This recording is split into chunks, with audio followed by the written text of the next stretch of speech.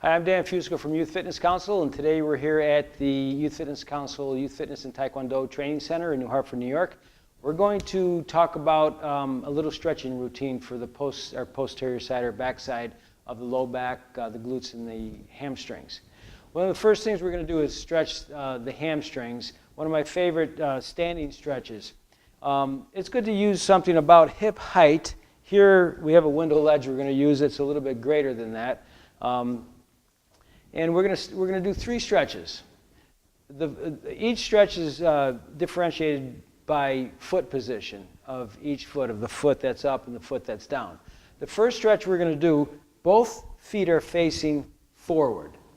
So my support foot's facing forward, the leg being stretched is facing forward as well. And what I'm going to do is I'm going to reach out, my left foot's up with my left hand, bring my right hand over on top. It's very, very important. If I'm just stretched, leaving this down, I feel it mostly in my leg. As soon as I bring my hand over, it brings my shoulders and my hips around, so my hips are perpendicular to the leg being stretched. It makes all the difference in the world for incorporating stretch in the pelvic area along with the hamstring.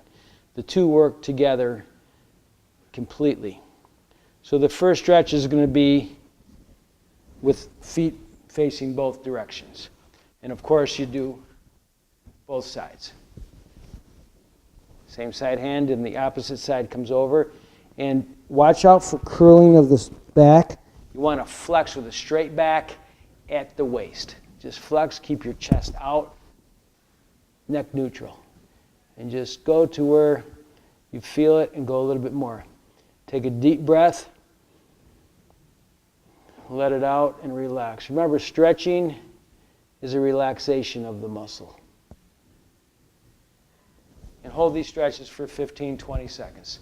You could go longer if you're really trying to improve flexibility. The second stretch is where the feet are pointed in opposite directions. The support foot is pointing out. The stretching leg is pointing up, so I have a right angle. And the same thing here.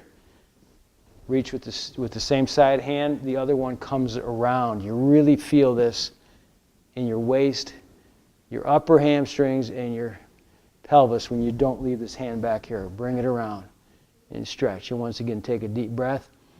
Fill your abdomen. Let it out slowly and relax into the stretch, keeping the back straight.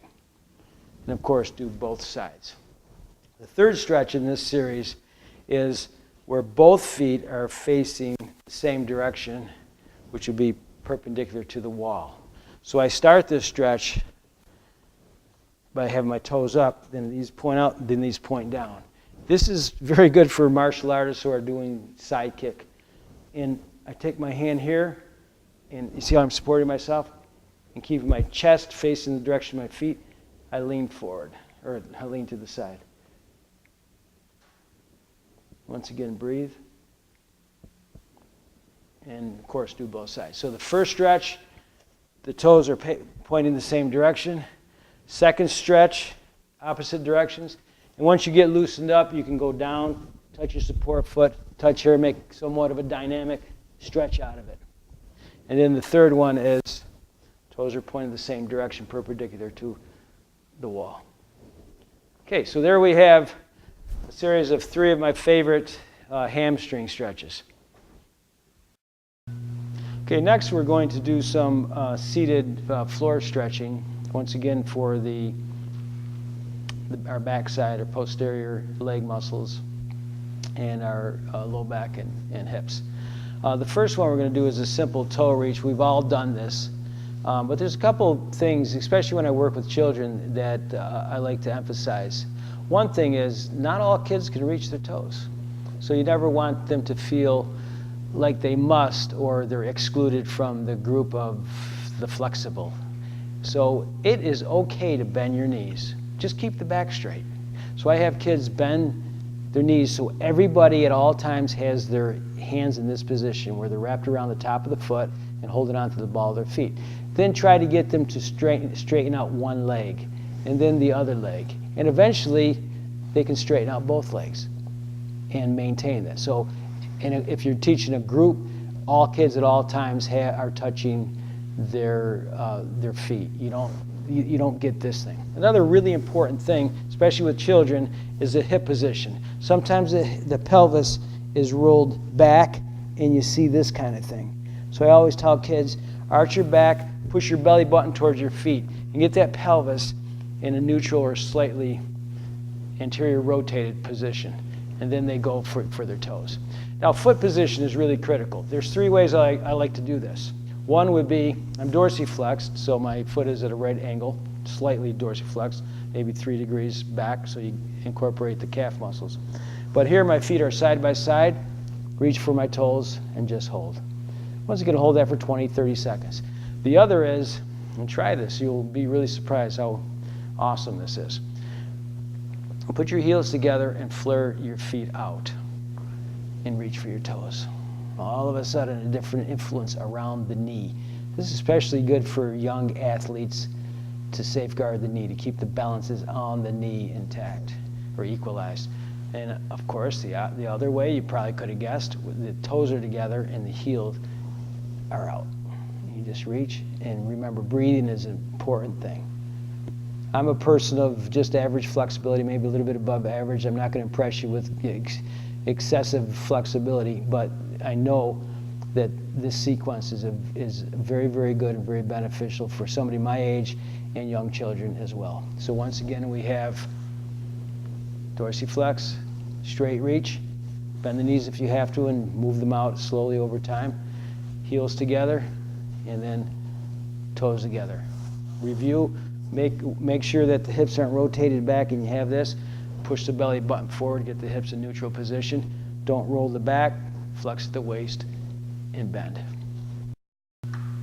Okay, adding to that sequence of the 3 hamstring stretches, I like the single leg stretch where the one foot is tucked in. It's not underneath, but it's tucked right inside.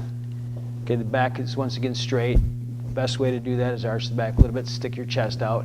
And if my left leg's out, I'm reaching with my left hand, and all important is come around with the opposite hand and try to put it right over top.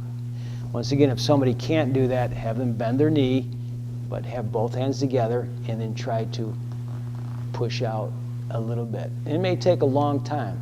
Remember, when working with children, they're growing fast. They're dealing with a different body almost every day. And bones grow faster than muscle and connective tissue.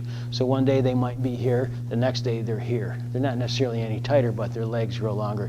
Especially young women, their legs grow faster, their lower body grows faster than their upper body in a lot of cases. So you get these long-legged kids with relatively short arms. So it's okay to bend the knee, but have the hands together.